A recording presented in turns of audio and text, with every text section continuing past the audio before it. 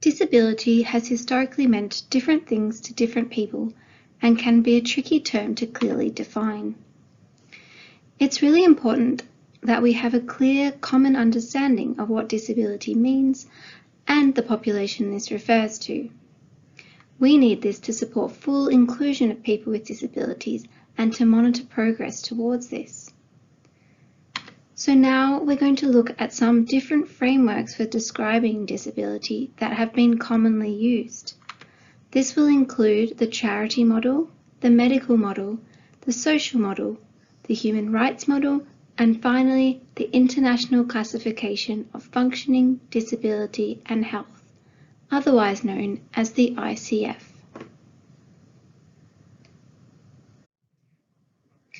An early way that people understood disability was through the so-called charity model.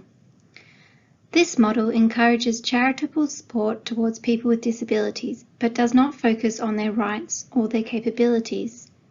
For example, a program that donates clothes or other goods to a person with a disability, but does not try to support him or her in finding a job and being financially independent, would be defined as a charity model approach. Another way that people have thought about disability in the past was to use a medical approach.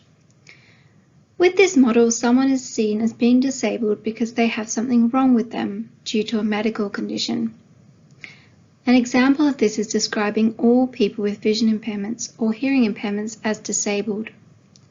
The primary concern with this approach is that people with the same impairment may have very different experiences as to how this impacts on their lives.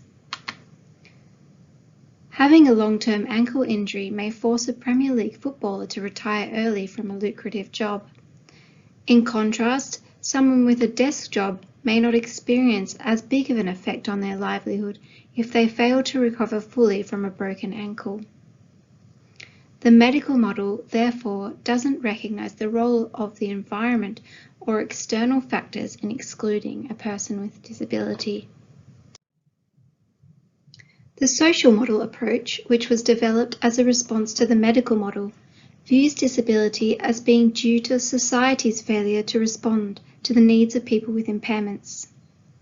Someone may have limited employment opportunities not because he cannot walk, but because offices are not set up to allow access to wheelchairs. A person with schizophrenia may be marginalised in lots of different ways because she makes people feel uncomfortable or nervous, and not because the condition stops her being able to do everyday activities. However, this model is also not without criticism. Through a focus only on societal barriers, the model does not give enough attention to the role of the individual's impairment in their disability. For instance, being in constant pain will limit a person's quality of life, even when society is fully inclusive. The human rights model of disability is a different way of thinking about disability. At its core is the slogan, "Nothing about us without us." It calls for inclusion of people with disabilities and for them to take control over their own fate. It goes beyond mere removal of barriers, as the social model would suggest, but argues that full participation is a human right that can and should be claimed by everybody. The United Nations Convention on the Rights of Persons with Disabilities, the UN CRPD, entered into force in 2006, reinforcing this framework. Putting all these ideas together, a common way of viewing disability today is as the International Classification of Functioning, Disability and Health, otherwise known as the ICF, launched by the World Health Organization in 2001. According to the ICF model, a health condition can lead to an impairment. For instance, glaucoma can lead to a visual impairment. This can lead to reduced activities. For instance, visual impairment can lead to difficulties in walking. These limitations in activities can restrict full participation in aspects of society, like being able to go to work, and so result in disability. This model therefore recognises 3 levels at which disability is experienced: the body, the person, and the society.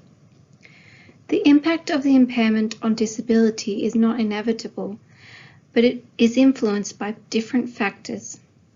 Environmental factors such as access to assistive devices, and personal factors, for instance training, can improve participation for a person with visual impairment. Here's another example. Dementia causes cognitive impairment, which can then lead to difficulties communicating. This may lead to difficulties participating in social events.